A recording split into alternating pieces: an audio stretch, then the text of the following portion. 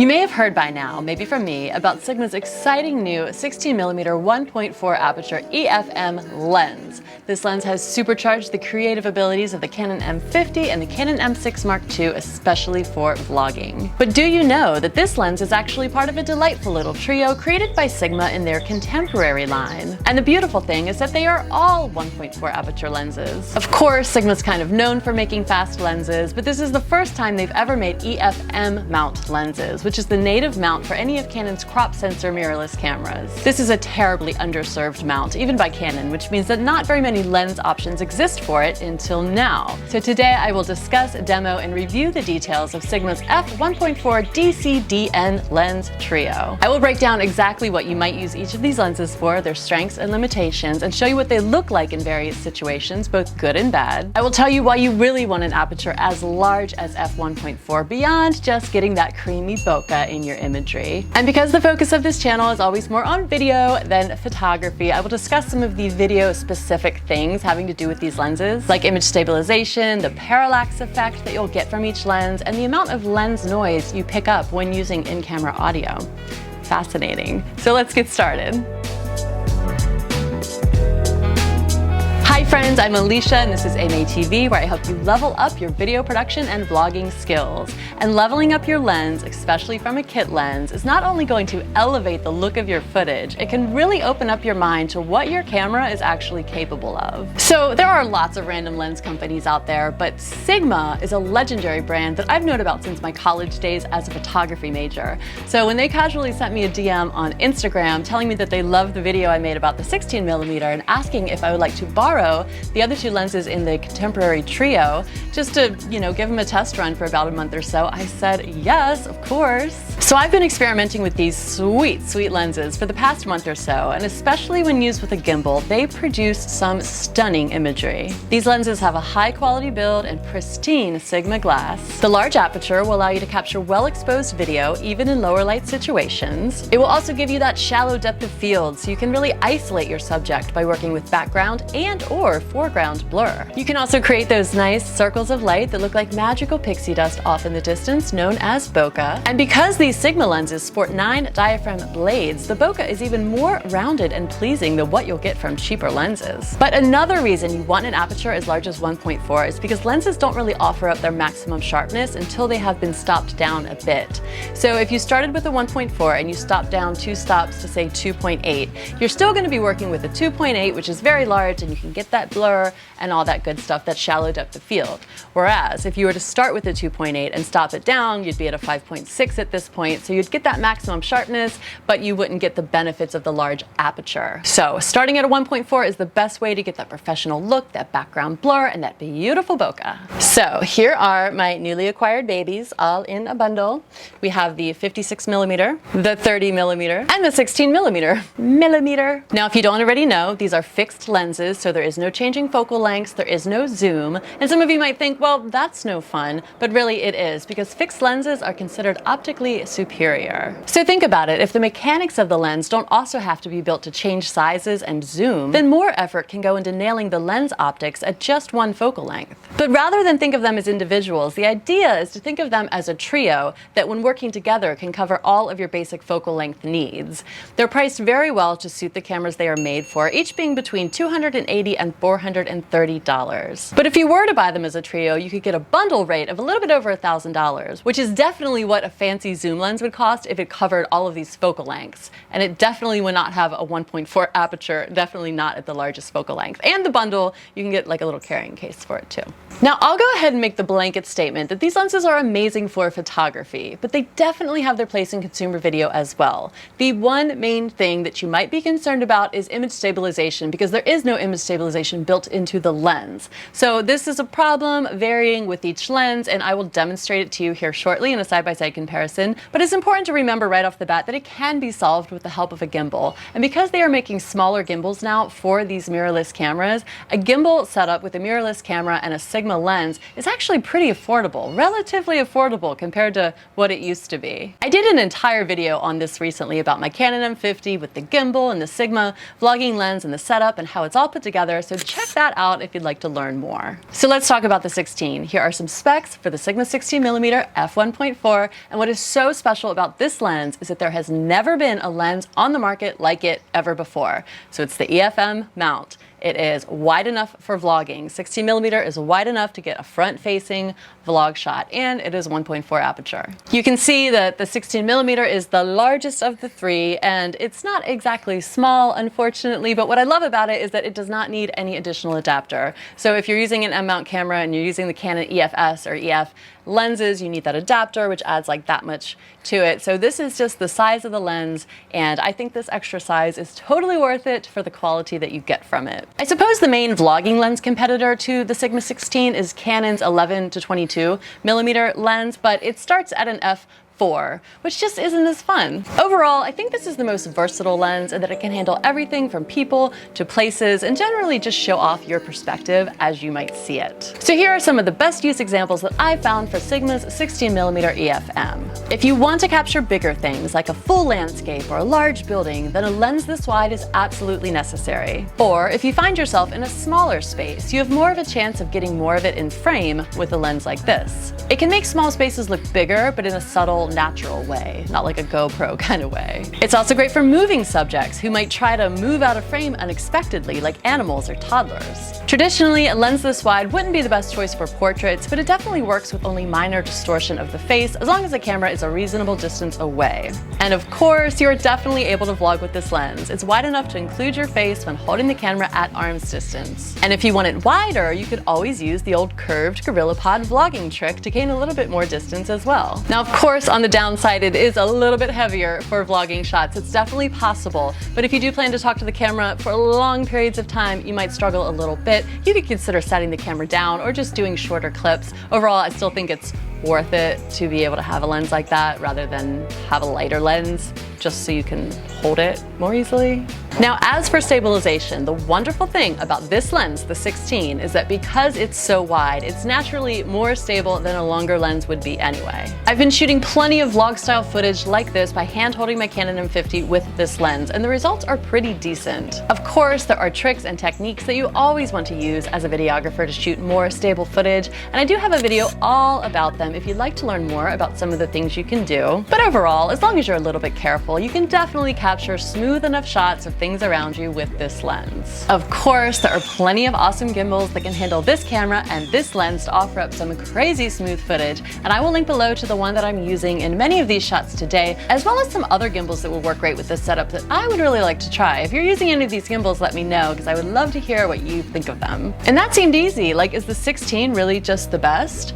Well, there's a certain type of magic that begins to appear when you start using a longer lens, and the 30 isn't really considered long, but it does start to introduce this magic without being too incredibly tight. So here are some of the specs for the 30mm. And here is the 30mm. It's got this lens hood on it right now, but that's what it looks like. It's much smaller, which means it's actually a lot easier to balance on a smaller mirrorless gimbal. And it's actually really beneficial to have it on a gimbal because the longer the focal length on lenses in general, the more camera shake you're going to get, and the more important image stabilization really is. So the magic that the Sigma 30mm begins to offer is simply more compression of the background. So the background really begins to get larger with a longer lens, and when you mix in a large aperture, it really starts to blur out more in a more dramatic way than it does on the 16. So the aperture isn't the only thing that contributes to that blur, it is your focal length as well. You'll also begin to see the parallax effect, which is this beautiful thing that happens when the background appears to move faster than the foreground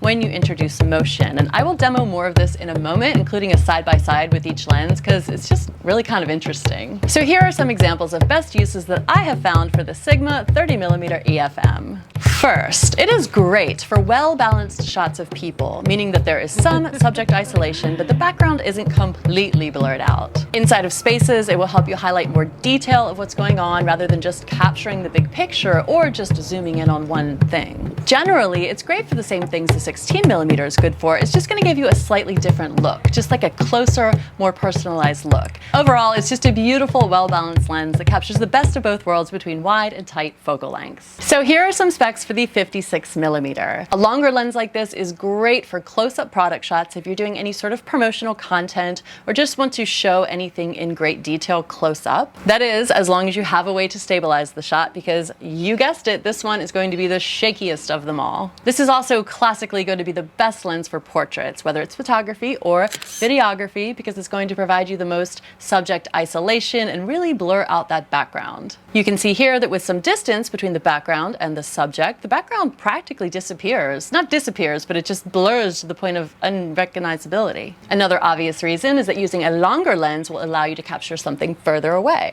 This is convenient if you can't get close to the thing, like wildlife, or maybe just something off in the distance. There's also great value in placing yourself further away, because this way you don't disturb the subject and you're more able to capture natural interactions. I could probably not even get this daddy-daughter moment with the 16mm because Ella would be grabbing at me and grabbing at the camera, because I would have to be right there next to her, rather than being back and allowing her to simply just have this moment with daddy and not even realize that I'm filming. And naturally, with a longer lens, you're going to get the greatest parallax effect, which will now bring us into some side-by-side comparisons, starting with parallax. So like I said, this is the phenomenon. I don't know if it's a phenomenon or if it's just like a scientifically explainable thing, but it is when the background moves faster than the foreground and you just get this there's just no way to describe it. So here we have the 16mm kind of showing you a relationship between the background and the foreground. Switching to the 30, it's a little bit more dramatic and you can definitely see a more interesting background interaction. And then the 56 is going to be the absolute most wild. And of course, stabilization is key here because the best parallax comes from the most dramatic movement. And if that movement were shaky, it would just be really distracting. Next is image stabilization. I've already said it's worse with longer focal lengths, but I want to show you an apples to apples comparison, just so you can kind of decide how tolerable or terrible it is. All right, image stabilization. So right now I'm just using the camera strap to kind of provide tension and help make things smooth. This will also serve as a lens noise test. I don't know if you heard anything right there. You should always use an external mic, but sometimes we just grab our cameras and start moving and you can pick up the noise from the lens sometimes. Did you hear it?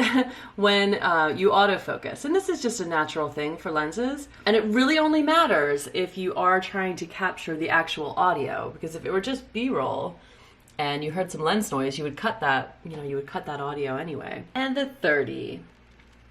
Still, exact same movement. You can see it's just, it's not that it's shakier, it's that movement is exaggerated when you're using a longer lens. I'm not walking or anything like that. These lenses aren't really made to be, walking with. But I am moving. And as for lens noise, you'd hear it most in like a rack focus. So let's see if you hear anything here. And the 56. So you can see just me tapping the screen to rack focus, there's a little bit of shake. And a movement. I mean, it's amazing what you can do with just a camera strap providing tension. But still, it's just, like I said, exaggerated movement. And you definitely aren't going to be walking around with this lens. You've got to be trying to make it steady. But that being said, when you're trying, can it be steady? I mentioned that video I made about the tips to keep things steady, and one of them is slow motion. So if you're doing like a product shot and you're just saying like, ooh, check out this cactus. If you put it into slow motion, it's going to look a lot smoother. Okay, so lens noise.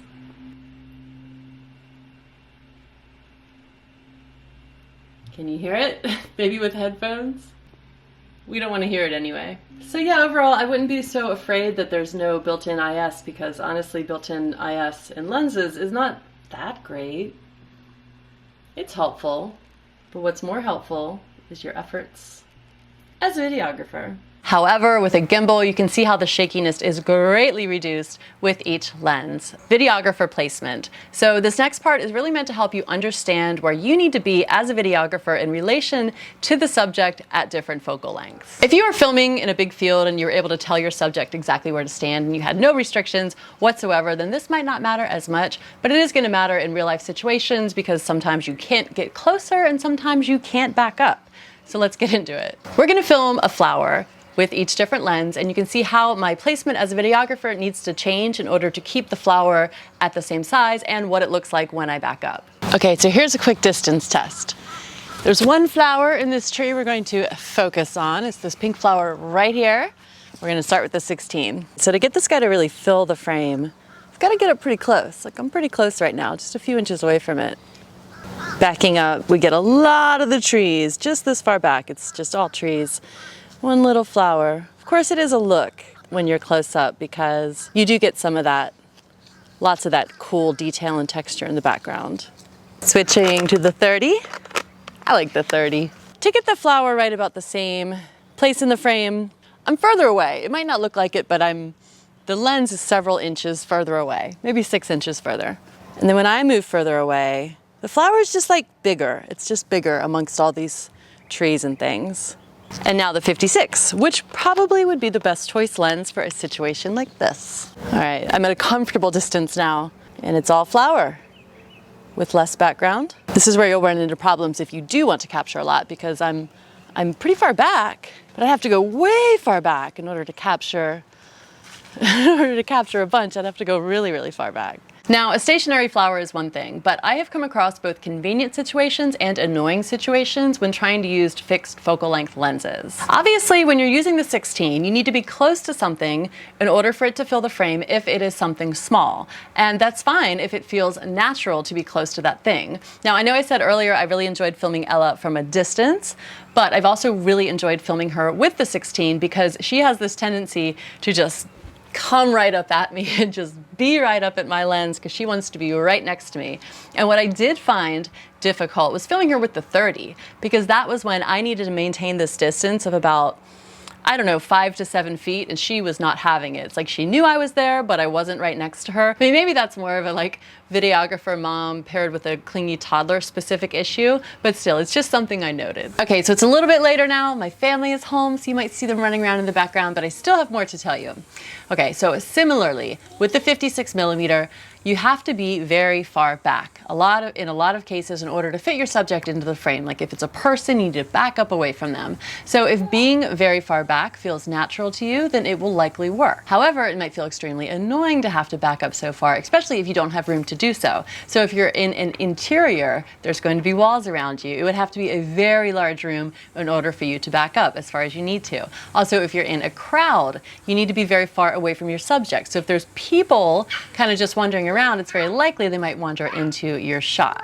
Long story short, you need to be able to distance your subject from the lens if you have a long lens, and you need to be able to be close to your subject if you have a wide lens. And to offer you another direct lens-to-lens comparison, allow me to now invite you onto our boat. So it is a small boat, so the 16mm was absolutely perfect for this quick vlog shot until we saw a dolphin. Then I had to quickly switch over to the 56. But in general, the 16 was the best choice. And after seeing how cool this shot was, I decided to try it out on all 3 lenses so you can see the difference. So the 16 was best for getting everything in, but then the 30 was nice for giving things just a more detailed, closer look. And then when I tried it with the 56, I was really only able to capture the captain at work against a fully blurred sky. So overall, these lenses are all amazing. They're just better in different situations. If I were to choose just one to own, it would probably be the 16 because it is the most versatile, but the 30 is amazing as well because it can really do a lot. But then again, if you really want to get those good close-ups, the 56 is good as well.